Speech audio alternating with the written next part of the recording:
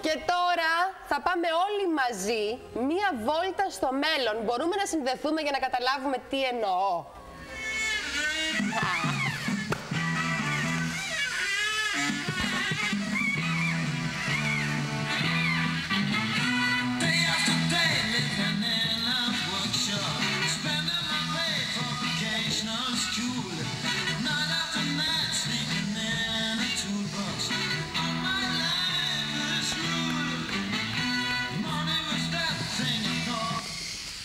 Καλησπέρα λοιπόν κορίτσια. Καλησπέρα Χριστινάκη.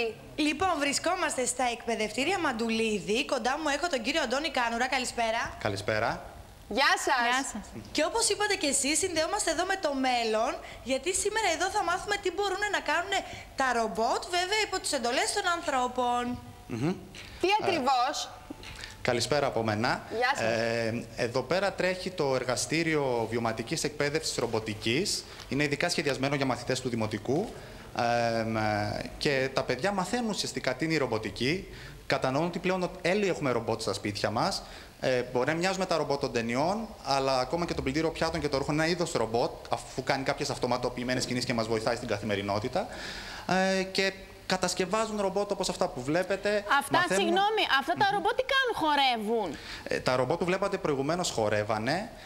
Χρησιμοποιούν ένα μικρόφωνο για να πιάσουν το ρυθμό της μουσικής και να χορέψουν, να συντονιστούν μεταξύ τους. Ό,τι τους βάλουμε χορεύουν, ό,τι τραγούδι. Βεβαίως. Και στη συγκεκριμένη λειτουργία ακολουθούν αυτή την μαύρη γραμμή στο έδαφος, χρησιμοποιώντας έναν αισθητήρα φωτός. Το πρόγραμμα τρέχει σε μαθητές ηλικίας 5ης δημοτικού και πάνω και τα ρομπότ που βλέπετε τα έχουν φτιάξει τα παιδιά. Όπως και τα έχουν προγραμματίσει επίσης τα παιδιά. Συγγνώμη, 5η δημοτικού και έχουν προγραμματίσει ολόκληρο ρομπότ να χορεύει? Βεβαίως. Είναι ειδικό πρόγραμμα σχεδιασμένο για μαθητές. Μέσα στα άμεσα σχέδιά σας, τι άλλο είναι να κάνουν τα ρομπότ? Λοιπόν, κορίτσια, τώρα θα δούμε ένα ρομπότ το οποίο ανακυκλώνει. Είναι ένα ρομπότ, θα μας δείξει εδώ ο κύριος Αντώνης, το οποίο μπορεί να ξεχωρίσει τα προϊόντα μας της ανακύκλωσης, δηλαδή πλαστικά και γυαλιά. Πείτε τα μας εσείς καλύτερα. Συνήθως, ο τρόπος που τρέχει το μάθημα, θέτω εγώ κάποιο θεματικό σενάριο στους μαθητές, στα παιδιά.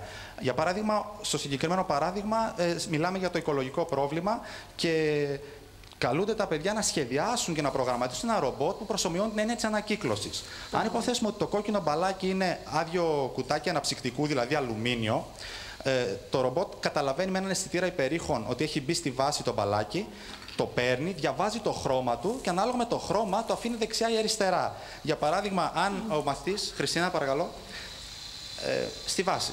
Ωραία. Το ρομπότ τώρα θα διαβάσει, αφού επιστρέψει ότι έχει μπει το μπλε μπαλάκι, κατεβαίνει να το πάρει, διαβάζει πάλι το χρώμα του και το αφήνει στο δεξί μπολάκι, υποθέτως ένα μπουκάλι από πλαστικό, για παράδειγμα. Έτσι τα παιδιά κάνουν ένα ολοκληρωμένο πρόγραμμα, πολύπλευρο, μαθαίνουν για καταιγισμό ιδεών, μαθαίνουν να δουλεύουν σε ομάδες και μπλέκουμε διάφορα καθημερινά προβλήματα με τη τεχνολογία της ρομποτικής. Πολύ εντυπωσιακό και φαντάζομαι μπορούν να κάνουν και άλλα πράγματα αυτά τα ρομπότ που έχετε εκεί.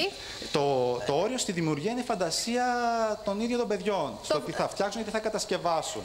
Θα είναι μεγάλη μας χαρά άλλη μια φορά να συνδεθούμε, να μάθουμε και άλλα πράγματα που μπορούν να κάνουν τα ρομπότ για να καταλάβουμε και λίγο τι μας περιμένει.